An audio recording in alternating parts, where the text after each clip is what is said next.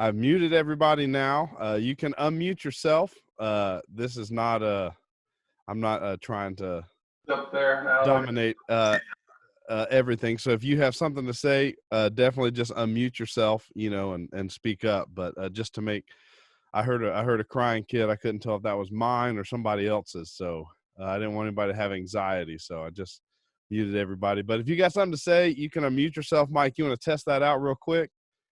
So if you haven't met me, my name is Cameron Wilkins. I work with the Georgia Baptist Mission Board in Next Gen, and we think that ministry is critically important, especially right now, as we look at Gen Z. And so also want to make sure Mr. Mike Ricks introduces himself. So Mike, take it away. Hey, I'm Mike Ricks. I work with Cameron. He's the brains and I'm the good looks. Sweet. That was kind of something for a laugh, but I've never, you can't tell if they're laughing or not because I'm muted them all. They are. Oh man, just go put a good LOL in chat. So there's thank you for being here today. The opportunity right now is huge. When we look at the students' willingness to engage online, it's higher than ever. Online engagement is a huge thing. And so we want to help you if you need help moving and equipping your leaders to move in that direction, whatever that looks like for your context, stuff you're going to have to figure out. And it's going to be new for a lot of people. But you get to communicate what's truly important when you make changes like this. And so when you are going to do this huge shift to do stuff online, you're communicating that, hey, groups are important, you're important, our leaders are important, and when we get together, that's important. And so don't miss out on the fact that you're getting to communicate what's truly important when you make changes like this. And when we look at going online, one of the things I want you to keep in mind is what you value for in-person small groups. Those values don't change just because you moved online, right? And so you need to find a way to communicate those values when you meet online. The vehicle's changed, but the destination, the mission has not. We're still wanting to get to the same place with our kids, with our leaders. And so what we're wanting to encourage you to do is to equip your small group leaders to host groups. Your job, whether you have a job description that's clear or not, or you've been asking for a job description for 7 years, we think your job probably includes, administering and leading a group of leaders. And that means adults, but that also means high schoolers and middle schoolers to lead groups themselves. And so we have, first, we're going to go over some tools for the job, and then we're going to go over, and that's going to be more generic. So if you don't work with middle schoolers and high schoolers, this is some of the technical stuff. And so you don't necessarily have to be in those ministries, those focus areas to benefit from this. And then after we go over, hey, looking at what tools, things like that, and answering some questions there, we're going to go more into focusing on middle school and high schoolers and your leaders and what makes a good online small group. So Mike, you want to introduce kind of what we think are the best tools for the job. And if you have input, of course, unmute yourself, speak up, ask a question, all those things. This is a conversation for everybody. Mike, take it away. Take it away. Okay, so I have always used Zoom for my my video chats, and literally the first one I did, I just logged on, downloaded onto my computer real quickly, and sent out an email or grabbed the little link off of their webpage and sent it via text to a bunch of people. And so literally I just kind of did it and started and just kind of learned as I went. As you noticed before we started the meeting, everybody was just kind of talking, getting used to the medium, and it's really, really simple to use. We used it Sunday with our 5th and 6th grade group. And it's a little bit troublesome at first because the middle schools are so excited that they're getting this attention and their faces on the screen that they're twirling around in their chairs and they're so focused. They seem to be focused because you're staring at their face anyway, so that's helpful. But a couple of things that I noticed, using Zoom was that, I mean, it's just real simple. Cameron prefers Google Hangouts. Is that right, bud? I prefer Zoom, just if whether or not you can want to pay or not. Okay. Google Hangouts, up to 20 people for free. And there's a lot of features on there, and a lot of people already have Google accounts. A lot of parents already have Google accounts. And so, that's just an option that's out there for free. And Mike, you want to talk about what Zoom is like for free as well? Because Zoom doesn't necessarily have to cost anything either, but there's That's some right. limits to them. Zoom's free. And their first meetings are 45 minutes long, I believe 40 minutes long, excuse me. But we found that when we get to the end of our meeting, that Zoom just kind of naturally sent you a little message saying, we're going to expand it today for free. So I don't know if they'll do that every time, but that's what they did Sunday Nice. for us. But if you can consolidate your meetings to 40 minutes, that's not necessarily a bad thing.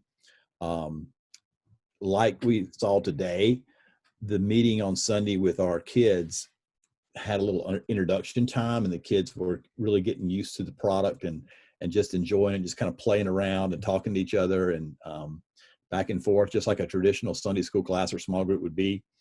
And then we started the class, and so we lost 10 minutes on the front end. And I really thought, now this is just very boomer of me, I guess, but I really thought that once we prayed at the end, prayer request and prayed, that we said amen, it was going to be like, okay, peace out, love y'all, bye. But it was not that way at all. So we took it right up to the limit, and they wanted to sit around and chat. And I was off the call. I stood around for a little while, and I was off the call for a long time before my wife finally left the call. So if you get the free account, just be aware that you're only guaranteed for 40 minutes. And just consider that at the end, you're going a little time for the students to chat and hang out. So just kind of keep that in mind. Is there any delay to start a new call or anything, or can you just start another call immediately after? Now, I do not know the answer to that, Cameron. But, I mean, I guess you could have an account, and then your wife could have an account, or another one of your youth leaders could have an account, and you could start the next meeting, about the same time as the first one ended. It's like $16 a month, isn't it? And then I believe Daniel Peavy found a big code we could use. That code got it down to $12 a month for me. If you pay monthly.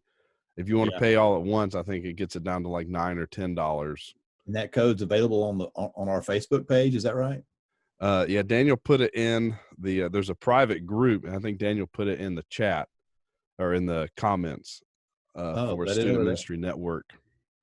Maybe he could put it in our chat over here. Oh, yeah. Thanks, Daniel. Hingle McCringleberry, also known as Daniel Peavy, has already been active in the chat, so he's already. So Zoom is awesome, and it's free up to a point. And then if you wanted to pay for all of every user you have has to have their own. Every host of a meeting has to have their own account. So you can attend a meeting for free, but you can't host a meeting unless you have an account.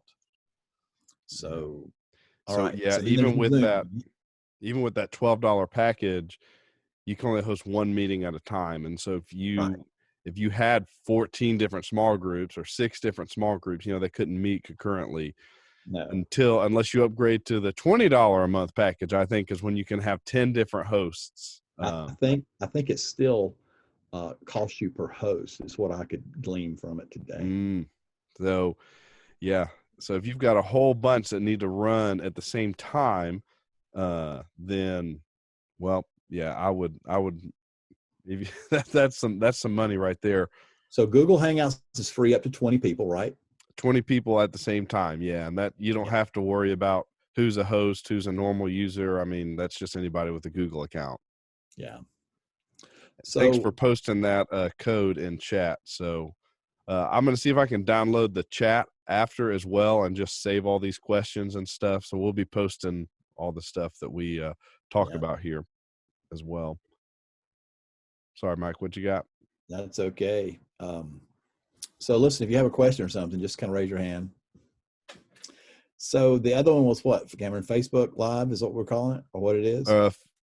FaceTime is another tool, but of course everybody has to have, an Apple device for that. It's just, Yeah. there's a lot of grandparents out there who really like FaceTiming with their 3 or 4-year-old, Mhm. grandchildren. And so that's what they're familiar with. And if, I don't know what all the family situations are like, but if they have, an iPhone or an iPad or something that runs iOS or Mac OS, then FaceTime may be the easiest. That's, if everybody has an Apple device. And I think Facebook, that group, I think it allows like up to 10 people in a huddle or something with FaceTime. So Cameron, with the Google Hangouts, do you have to download an app or anything, or is it all? yeah, so it can be web-based if you're using a computer. I don't think it's web-based if it's mobile. So if you're on a mobile device, you have to have the app downloaded. Okay. It's a really small app. Would you say that it's as easy as Zoom to use? Yeah, I mean that's what I've used that for the past few years for pretty much, yeah, for a lot of Right. counseling and other things. And then Facebook is pretty much just a delivery platform. I mean, people can correspond back to you, but it has to be through chat, right? You talking about Facebook Live? Yeah, Facebook Live. Yeah, so that's more of like a seminar type thing where you're not wanting to interact. Everybody's just wanting to comment. Kind of like if you have a bunch of people in a room and you put them all on mute like we have here. Yep. I'm just kidding. So, one thing that I like, you know, some churches are just sending out their message via YouTube, or a recorded message of some sort. But I think that for Generation Z, I think that they want to respond. They want the interaction. I don't think they're going to be very entertained just watching, not being able to participate in the video. I could be wrong. I mean, they watch YouTube all the time. But what's your feelings on that? YouTube is the second most visited website in the whole world. And so it is True. as popular of a search engine as Google is. So I know they're both part of Alphabet company, but I mean, it's, if you want to go all in on that platform, to try something new, I don't think that's the worst thing to do, because a lot of these kids may not have Facebook, but Okay. they might have a YouTube account. And there's ways to go YouTube live and interact as well. And so I would I encourage don't you I to, to do that. One of the big part of this is just making sure you're communicating with their parents as well. I mean, your Right. ministry delivery vehicle has changed. And so, it's really important that you're communicating with, your parents, I mean, and the volunteers and the students and leaders, but, you're communicating with your parents. We're going to get into that more in a minute, what that looks like. But there's a lot of platforms out there. What I would suggest to you though is, I mean, you can get on, Uvu and Snapchat and Marco Polo and everything else that's out there. But if you're not doing any of them well, then Sure. it's just an uphill battle. I would try and do just one really well before you started to expand into multiple, or else it's going to be, in the past, you may have been able to blame your senior pastor for having to carry too many plates and keep them balanced. But if you start jumping on all these platforms, you'll only have yourself to blame. So only jump to a new platform for stuff if you can engage with that platform.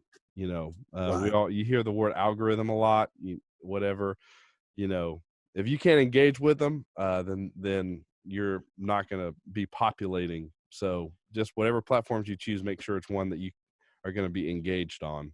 Sure. And again, just to communicate the opportunity here, you can build platforms here. And again, we're not building a platform for Cameron Wilkins. We're not building a platform, just for the sake of, glorifying one person. This is about, our churches. This is about the movement of the church, the global church. But you can build a platform here that has, an effect 5 years from now, that 3 weeks ago, Right. you wouldn't have had time to build this platform. But now, I don't know. I mean, I know it's really tense for a lot of churches right now, but for youth pastors being able to communicate their value to, whoever makes the